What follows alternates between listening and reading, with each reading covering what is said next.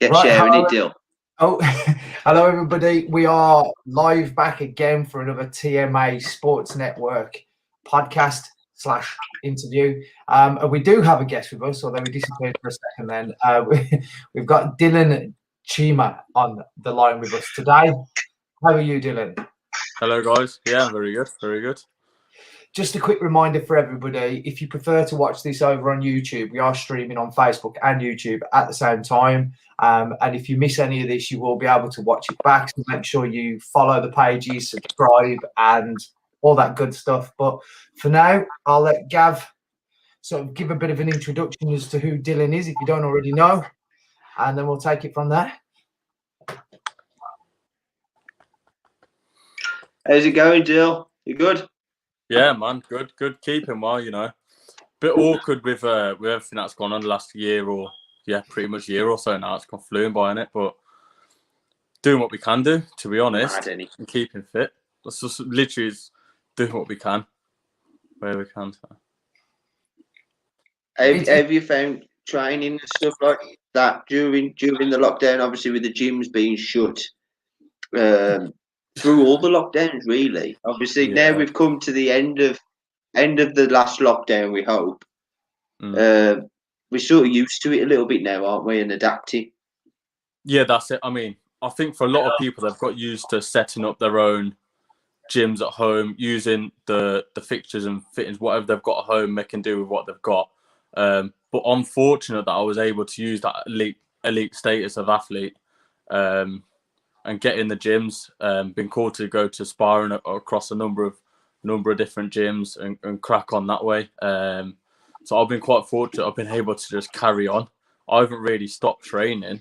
I probably had a bit of time off here and there, working in my family business in the supermarkets anyway, was quite manic. But I mean, it was just life continues as normal for me. For me, the biggest thing was just trying to stay fit and not use this as a purpose to stop training and not use an excuse. Just making sure I can carry on, and then when it does kick off, I can turn around and say, right, okay, promoters, I'm ready to go. Give us a date, 2 weeks, 3 weeks, 4 weeks, a month, 2 months, don't matter. We're ready to go. That's the key, and it makes it's just adapting and making yourself the best opportunities that you can give yourself. So obviously we've seen people lifting tins of beans for weights and stuff like that. But the main thing is there's a road out there. We can shadow box. And as you said with the elite status, we've been fortunate to do stuff. So before we carry on, I'm going to hand over to you, Dylan, talking about this elite status. I know you've got some massive news to share with everybody, so I'm going to fire it over to you, and let's get a TMA exclusive. Hit it with it. So, as known to not many people, before jumping into 2019, I sat down with my team, and Gavin, you being one of those people, we just sort of said, what do I want to do and where do I see my future in fighting sports being? And personally, I wanted to have one big run at kickboxing. I won a world title in the back end of 2018 and wanted to see what I could really achieve and push myself to in 2019. So speaking with you, Gavin, and my guys, and they literally just said, right, okay, let's do it. Get as many fights as we can and let's get out there and win as many titles as we can. Unfortunately for me, I managed to fight 4 times that year, 4 12-rounders, doing 12 rounds 3 times in near enough all of them, by the one being a stoppage. You know, all of them were wars, so it was took a lot out of me that year, but exactly what I wanted. Purely because I know that was my last year in kickboxing, and then we wanted to move into 2020 to move over to professional boxing. Having done that, 2020 turns, done my interview, done the procedures that I needed to do, and got the tick just recently to get the go ahead to start competing, hopefully soon. So I mean, it's been a long road. The pandemic has pretty much scuppered everything up. I was hoping to at least fought 3 or 4 or 5 times since during 2020, but obviously that never happened. So I was just like, right, okay, get in the gyms, get around, use that status to keep myself active. And to any pros that were competing, I'd turn around and say, look, I'm here for a sparring partner. I need to learn. I need to grow. The only way I can do that at the minute without fighting is just sparring. So I was able to do my pad sessions and sparring and learn that way through the gyms, basically keep myself as close to fight fit as I can be. So that's the positive news moving into 2021 and the summer of this year. We should be active and ready to go into the professional boxing world. So you've got a few professional. Sorry, I was just about to say, you've got a few people that you know of already that have made that transition over from kickboxing to professional boxing in recent times. How do you feel that transition's going to be? Perfect. I mean, to be honest, we started planning for this. I can sort of say planning for it in the way that we started to use professional boxers in our sparring during our training camps anyway. So we'd mix a few rounds in with the kickboxing rounds with professional boxers, just so I'm getting that feel as well as getting that different level of sharpness. Boxing's not, end of the day, you're punching someone in the head, so it's not different to kickboxing, but it's a different sort of rhythm. It is a different style, but I think it's something that suits me a bit better with the way my style adapted over the last couple of years. Well, I remember when Dylan, obviously we'll go into talking about his opponents in a bit, but whenever like I promoted Dylan and put him on the shows, I'm always at ring saying, "Fucking kick, finish off with a kick." And didn't need to. I think we got to a stage where it was just like those earlier sort of fights, innit, Gav, where we was just jumping in with anyone and everyone, whoever I could get a match with. It was just jumping in and doing it and just beating them with my hands. So it just gave me that massive confidence. Right, okay, obviously I can hit hard. I must just carry on doing it. Well, obviously, Steve said about kickboxers who you know. I'll train quite a few just to put it out there, but who have turned over professional boxing. I ain't done bad either. No, it's going okay. But when people say the transition, so for me, I know our guys train the same as you train. We are predominantly boxing, so even our kids' classes, they learn to box, and then we add a kick, or we start with a kick, put our combos in, and finish with a kick. So for me, when I'm training my younger competitors, my younger fighters, in my head, I'm working towards what they can do next, and what Dylan said. I've watched Dylan spar. Plenty of rounds of boxing and plenty of rounds of kickboxing, and don't take this the wrong way, Dylan. Don't take it the wrong way at all. But I think you will suit boxing a lot better. I think you look a lot more comfortable boxing. I think when you was kicking, it looked like, oh, I've got to fucking kick again. Do you know what I mean? That's how you look a lot more comfortable. 100%. I mean, the thing for me was I wanted to achieve everything that I wanted to in kickboxing, in terms of the dream of when I started kickboxing was just to do it for a hobby, and then it sort of progressed into, right, okay, I've seen champions in and out of my gym, the gyms where I was training at, and my uncle Baggy trained loads of world champions, and I was like, right, okay, I want to do that. That was the whole reason of doing that one last kick in 2019, was because I wanted to achieve a long life goal and then move on to what I actually wanted to achieve next, which was always wanted to be a professional boxer. So that was always a goal. And the thing is, still, so we're talking about old coaches, not old coaches, your coaches who have trained former world champions, and you was looking up thinking, I'd like to do this. You've achieved a lot more than most people. You was involved. You won the professional world title with a stoppage. I was 22. You then come on at 22 years old, professional world champion. And we just said, right, let's go for it, catapult it. We then won, do you know what I mean? Won the next world title. And then you ended up in the unification contest, which is, to date, in modern era times, the biggest fight that's happened between you and Qasim. I know the outcome didn't go your way, but what a competitive fight, and what fight to be involved in, to look back and say, I've been in there and I've done that in the biggest kickboxing fight Yeah, 100%. to date. Well done. That's some achievement. I mean, it was, for me, it was never going to be a point of, it was someone that's more experienced or bigger or stronger or this or that. And that was never crossed my mind. It was, right, okay, he's got a war title, I've got one, let's just do it, because what it's, the outcome, like you said, what it's going to achieve and what it meant for the sport was something that it never happened many times. You'd always see maybe one world champion fighting for someone else's title, already being a world champion, but you never seen two world champions putting their titles on the line. It was a rare occasion. And I believe that fight between you and Kaz is the springboard, and we spoke about it, didn't we? Yeah. Not just about your fight, about the way that the sport can adapt and the sport can change. And what you and Qasim did is you spring-loaded that. You showed, let's do it, no matter the outcome. Let's show what we can do. We put both our belts on the line, and hopefully the sport will adapt. So yeah, hopefully the sport will. You two it's still the you thing. two.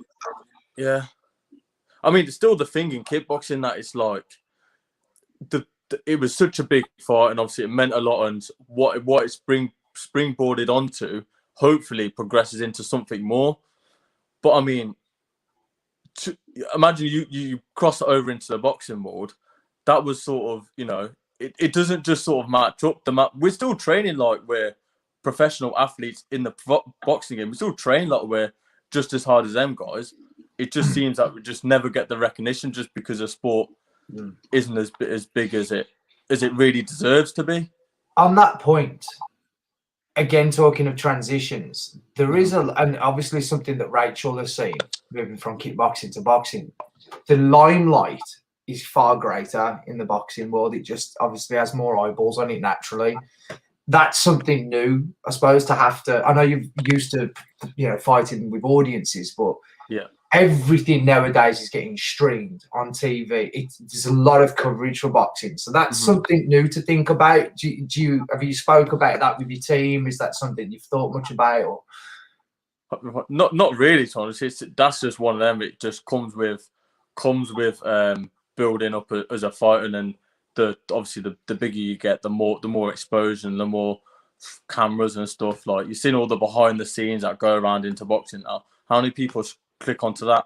How many shows run on Sky Sports and BT beforehand? There's loads of them, isn't there? Yeah, and on YouTube nowadays as well. But what our plan is still, like, you guys as the apprentices, you guys set it up for everybody else. I know I'm going on about you and Kaz because it was a duel. Do you know what I mean? You both changed the sport on that night. Yeah. You both changed the sport, and the governing bodies, WRSA and ICO, changed the sport that night. They allowed it to happen.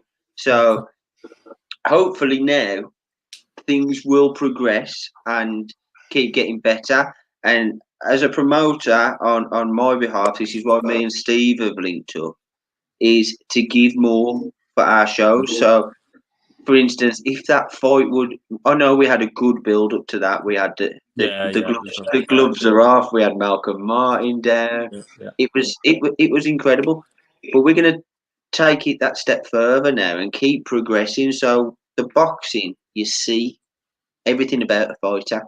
We're going to do that now with this. And to be honest, still we'll still do it with you with your professional debut. We can follow your journey on your professional debut. Professional world kickboxing champion going into his boxing debut. I think that would be quite good. Do you, Steve? Well, yeah, and also you're representing the sport of kickboxing still, because I know from following. I love MMA. I love the fighting game anyway as a spectator. But one of the things I have noticed in the past was there was a group of people that used to think that kickboxers couldn't make that transition, and now there's a lot of them doing it and doing very well at it as well. So I think even though you move into boxing, you're still representing that kickboxing team. Just to let you know as well, we've got Kaz watching the stream, still showing respect for you there as well, so that's good to see. And Kaz is just saying, hopefully others can follow in our footsteps and do the same, put it all on the line and fight the best out there. And that's the key thing that we've said in Kaz's and our previous interviews. Putting it all on the line is a big thing, and taking that attitude into boxing will probably take you a really long way, I would have thought. Well, hopefully, but it's a completely different game, isn't it? I mean, there's a lot more. I feel there's obviously Gavin will know more about the politics of sport, but yeah, there's a lot more that goes into boxing. But the only way kickboxing is going to grow is by just the best fighting the best. I mean, look at how the organisations working together. 100%, yeah. So let's rewind a little bit then. Let's go through your career. Obviously, you started off. Tell us, how old was you when you started kickboxing? I think I was 10. My best mate Umajit, he went to the same. We grew up together. Umajit Singh, he fights for TMA, one of the other top fighters that we've got out of the team there. Yeah, his dad, Uncle Baggy, was the coach. He just said, "Oh, come down. We just basically just muck about. We do some training," and I did. And then literally that was it. And then I never stopped. And then within a year or so, I think I was having my first competition, and then it just sort of grew through the light contact circuit, which I know Kaz and Neil Kelly and them guys, all their teams grow through that. Brilliant platform for the young fighters that are coming through. You learn so much from them week in, week out. Literally, there's a show every month or every 2 or 3 weeks. So you could be boxing, competing like 12, 13, 14 times a year, which is absolutely manic. But that's the best way to learn. And then took some time off, went to university, did that side of it, because you always need a plan B, don't you? You never know how it's going to end up. So did that, did an amateur boxing fight. Actually fell in love with boxing a bit more there, to be fair. Come back and said, right, okay, let's give kickboxing a bit of a crack. Won a Midlands title, stopped the lad, then stopped every opponent up until my second world title fight from then. So it was a bit of a mad journey then. It was good, wasn't it? I tell you what, mate, it was good, like you say about Amajit as well. We're going to get Amajit on here as well. But I remember you two guys, when you think of TMA fight series, you've got to think about you two blonkers. because with you two, we worked it together. You two was the first fighters I worked with outside of my own gym. And said, right, let's do a plan. Let's make a plan and let's do this.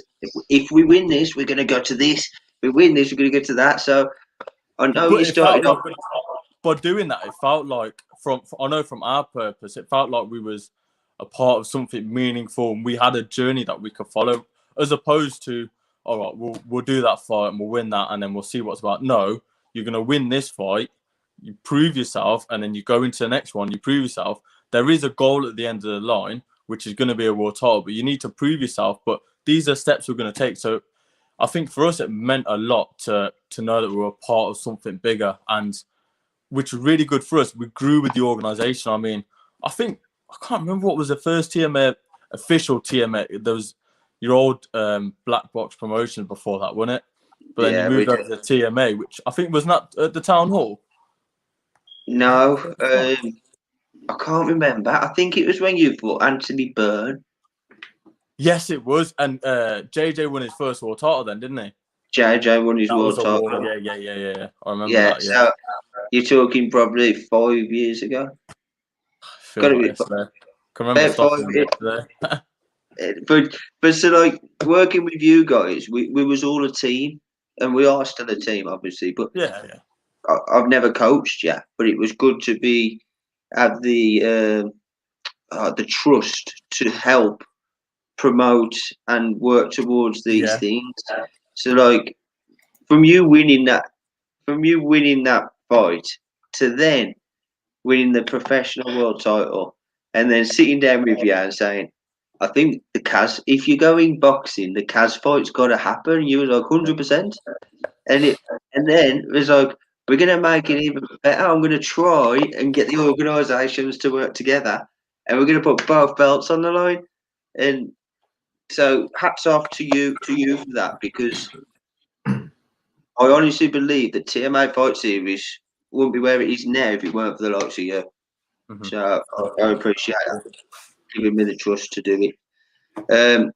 So looking back on 2 down points, obviously Liam Alford and Qasim.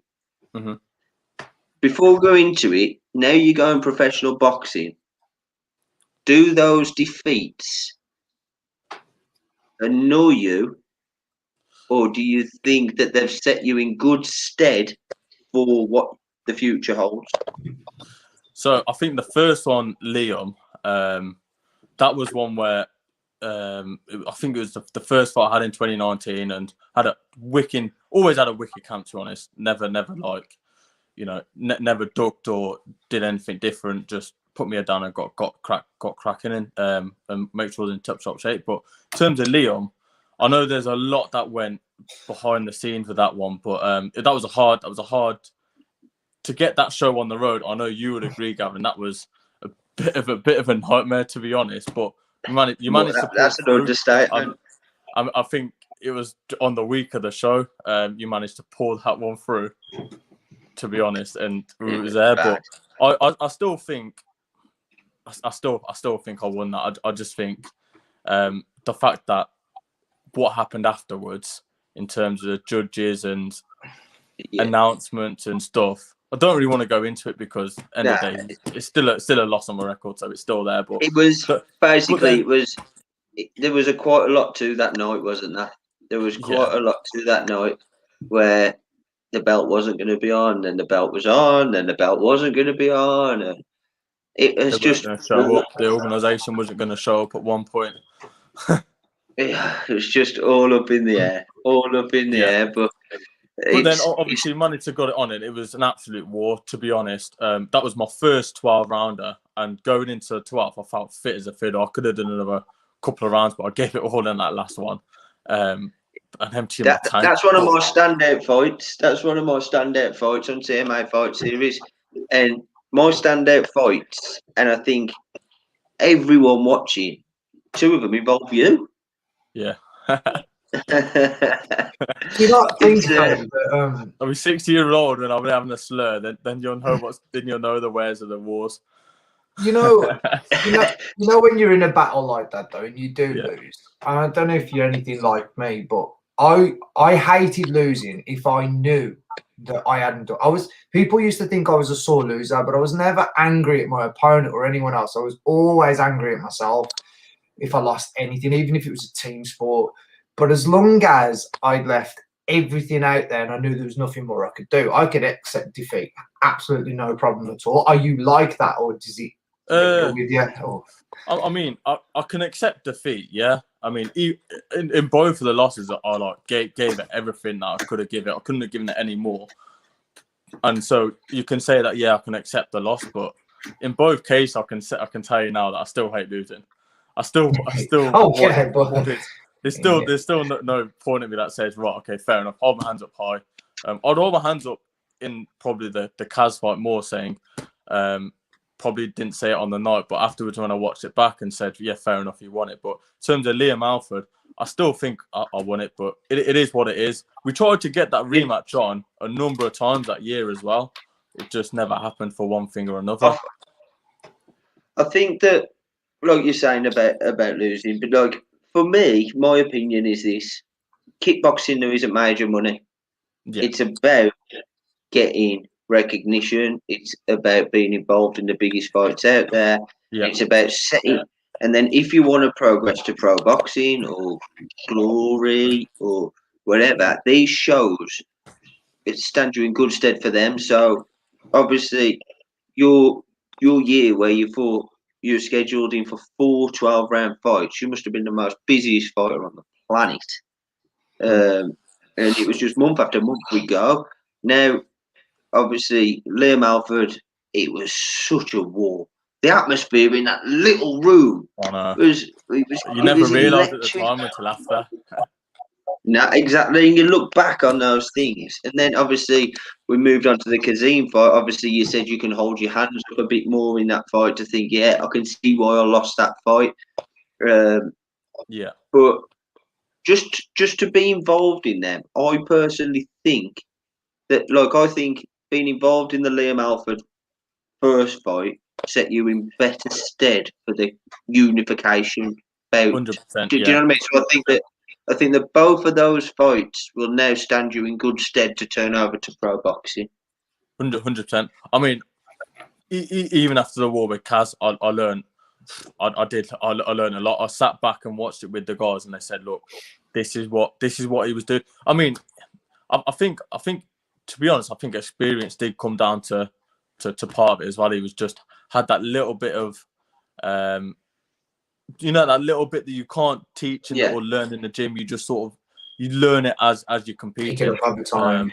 I just sort of jumped into these 12-round fights and then had to pick up. Never had to. Only had it was to have fast. A couple of It was fast, and I think that obviously I'm not going to keep going on about it, but just make this the last thing that's said about that fight. But like you say, I think that fight exploded your name. Even though you lost, I remember sitting down to you in the changing room after and said, Dill, this is the making of you. You've been a pro world champion, but even though the outcome hasn't come to you, this has made your name. You are known throughout the world now in kickboxing. So it was good. So moving on, obviously I don't want to keep talking about defeats and stuff like that, but it's really good for everyone to hear your thoughts and hear the good and the low. And that's to be honest, I've never really spoken about the last one. Never really spoken about it. No, but anyway, but yeah, it's good. It's the life of a fighter, though, isn't it? But that's what shows. One of the things you've got to deal with at some point. So it's how now you take all those experiences, package them all up, and prepare for what's next. I think that's the most important bit. So obviously we got the next fight between Kaz and Liam. Yeah. I don't think there's anyone more. Oh, what's the word? He's the best qualified prediction. Yeah. I don't think there's anyone more qualified than you to break that fight down to us. To start off? Who's your money on? Who wins that fight? I think Qasim wins that fight. To be honest, I think his experience and his knowledge within his ringcraft and his knowledge and experience is going to pull through that massively. I think he's got a cracking jab and he whips it out strong and he keeps opponents at bay with that good strong jab. And his legs are quite good as well. And he picks his shots as soon as you tie him up. As soon as you're in a close range, he's sort of. I found it harder to sort of get my shots off. I do like fighting inside, and I found it. I struggled a bit on the inside, and he fought really well on the inside, and then fought really well at range. In the mid range, he's sort of it's 50-50. Mid range is 50-50 because you both at arm's reach then. But I personally think, I think Liam's good. He comes forward and he pressures and he throws a lot of punches and throws a lot of kicks, but I just think overall, I think the size of Qasim will just get the better over the 12. To be honest, Liam's tough though. And I remember cracking him with some real good shots. And to be fair, he caught him with some as well. But I remember watching back, and I think at the time I thought I caught him one particular hand. I caught him a cracking right hand, and I thought, how the hell is this geezer standing up? To be honest, I thought most of the people that I fought up to that point have just been falling, hitting with a good right hand or a good body shot, and they're dropping. And this guy stood there fighting back, and I'm thinking, bloody hell, man, how many more do I need to give? But see, I'm just thinking now about you, Liam, Kaz, you, and when you fought Liam, it was a toe-to-toe war. Yeah. Toe-to-toe. You and Kaz was a war, but it was a bit more educated, like I say, Kaz with his jab and stopping you from coming in. So I'm with you on that, saying that Kazim's strongest attributes in that fight is using his jab, using his front kick, tying him up when he comes in close, whipping a few body shots in, then pushing him off. Is that how you think he wins that fight? Yeah, 100%. I think if you go into a toe-to-toe war with Liam, he has got fast hands and his legs are really, really flexible and quite sharp. So I think if you want to do an all-out war with him, it's a 50-50 fight then. It's any man game. It's whoever can land the most punches and kicks within 12 rounds are going to win. But I think if Qasim, which I think he will do, or keep it at the range and keep it at the bay and fight when he wants to fight, as opposed to at Liam's pace, he'll make it into his own pace, then he'll dictate from there. And how does Liam win? I think the way Liam win it is literally just getting on Cass's chest. Do not give him a chance to breathe. I think the only way to beating Qasim is just pressure. I think that's so interesting about this fight is Liam's fit enough and flexible and strong enough to do that, and Qasim is experienced and strong enough not to let him. But Liam's good enough to get in there. It's going to be so interesting. Liam's really good at dragging you into a fight. He's good at making it a dogfight. I can say that. I didn't expect. I thought it was going to be our fight was going to be a bit more technical than what it was, but it just ended up being an all-out brawl for the 12 rounds. So I think if Liam can do that, then that's the way he can do it. But if Qasim can hold him off and keep him at bay and control him, I think that's the interesting points to the fight, to be honest. Gav, I've had a brilliant idea. World's first Dylan, Liam, Kaz triple threat match kickboxing. We'll have to be boxing now, mate. Come on, get with the times. He's moved pro boxing. WWE gets massive numbers. If we did it, I think it'd be a roaring success. I couldn't imagine Dylan doing a DDT off the top rope or something like that. We learned the elbows back in the day, mate. No steel chairs. Get the chair out, yeah. Dill, I'm going to ask you now on here, will you come and commentate on that fight? Are you going to come in and I want you involved in that show? You're going to come and help us? I've got no issue with turning up and putting my say in. If they want me to be there, then yeah. As long as you open your wallet, Gav. I know it's getting a bit thicker these days, so you'd have to be a bit wider now that I'm pro boxer and all that. You know what I mean? He's going to want to everything. It's getting a bit. It's getting a bit thinner. It's getting a promoter, I think. Fuck off.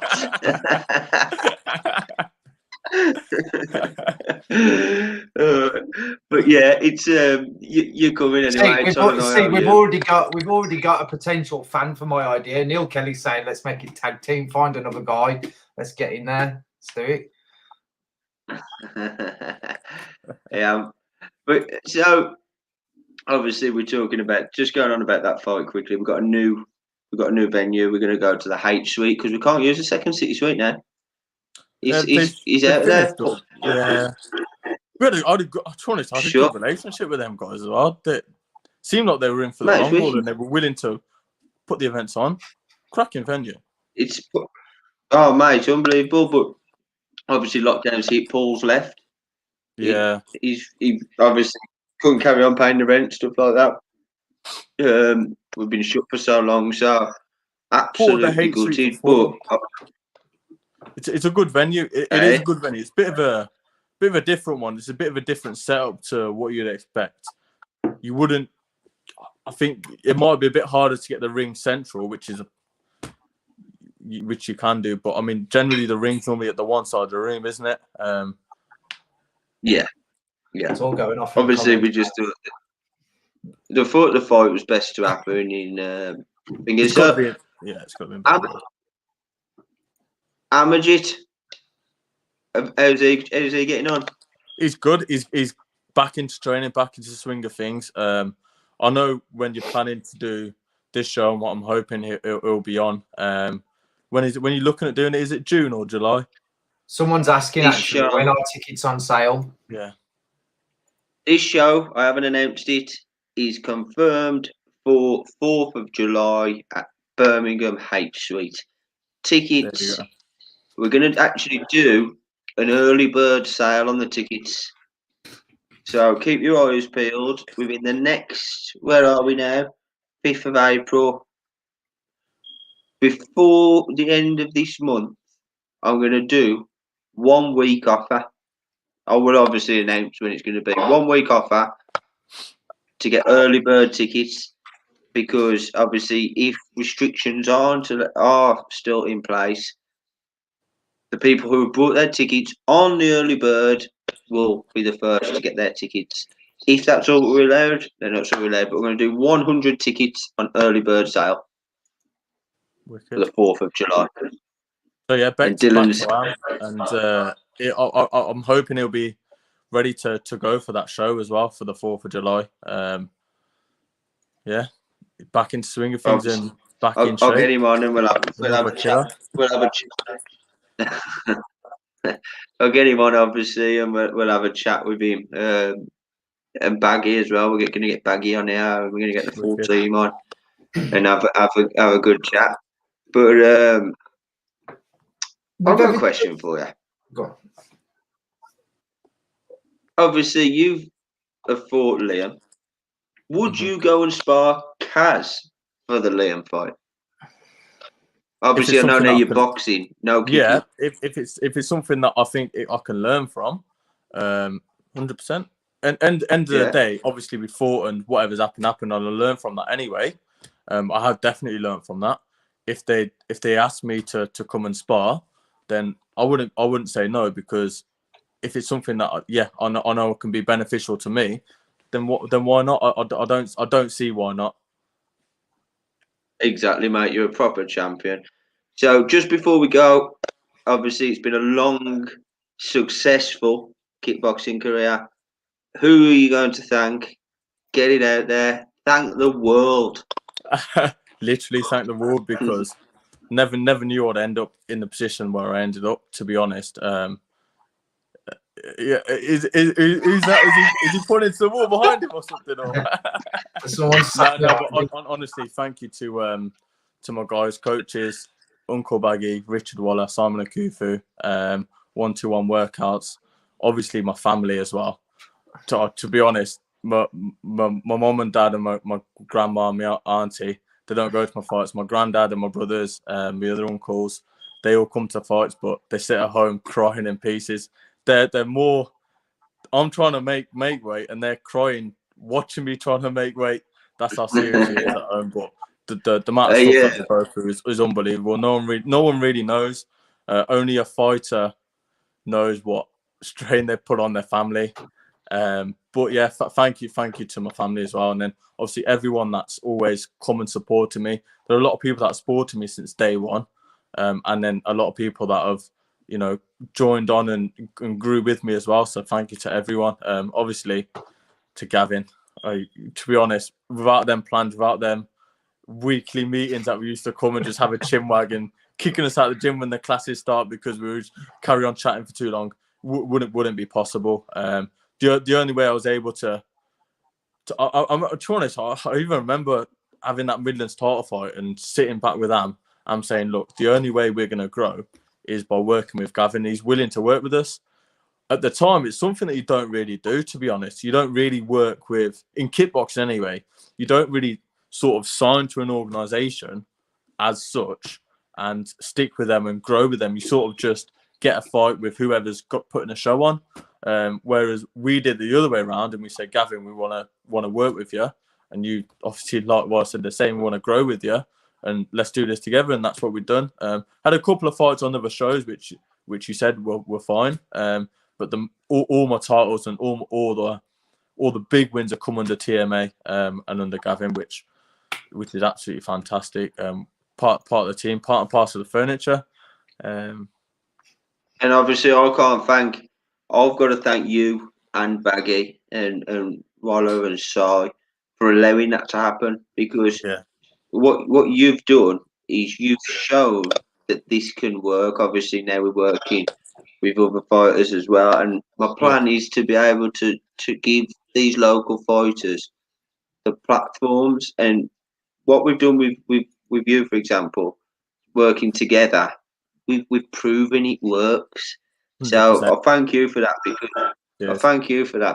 now other fighters are going to look and go, well, Dylan got to this, Kazim's got to this, Amad's got to this. Do you know what I mean? And stuff like that.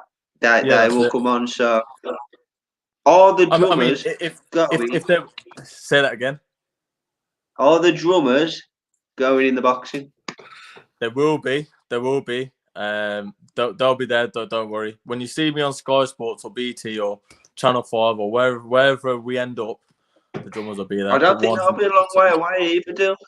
I don't think that's a long way off. Hopefully not. Oh, that's what I was going to say to you. Baggy's saying the drums are always ready. They're not leaving my show, though. They're not leaving my show. You got to get, once Amajig is onto someone else, you've got to get someone else ready for me. Don't worry, we've got some few lined up ready to get going in the show soon. Don't worry about that one. I know what I was going to ask you now. I know what I was going to ask you now, and really, this is my last question. Going into boxing, you said that the lockdown held you back. You would have been 4 or 5 fights into your pro boxing career.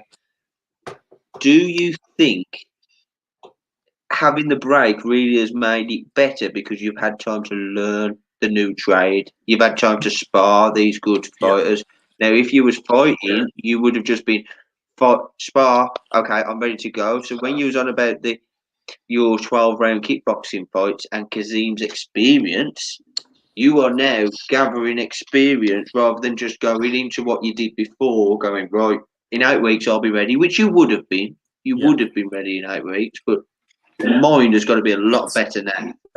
I mean, it's different because when you're training, when you're building up, and I know the same for kickboxing and boxing, but when you're building up in boxing, you're sort of having to fight every couple of months anyway. So you sort of have a few weeks of learning some new tricks and trades and try and spar, and the next thing you know, you're in a fight. You have a week off, then you go back to the gym, learn a couple of things. Whereas now, I've literally just had to gone back to the bare bone, learn a shed load, and then been able to ready to throw that into the boxing as opposed to picking up as I go along. I'm ready just to go jump straight in and within a few fights, hopefully ready to get into something big and get stuck in, because I think the way that I think I grew over the last year in terms of boxing is absolutely phenomenal. I'm to be honest, still working. I remember the first spar I got asked to go to was to spar Brad Foster. I was working. I'd woken up at R5, done a day shift at the shop, and I got a message off Mark saying, "Can you spar tomorrow?" I said, "Yeah, mate. Just done a full day's work." Opened the shop the next day, shoot down for some sparring.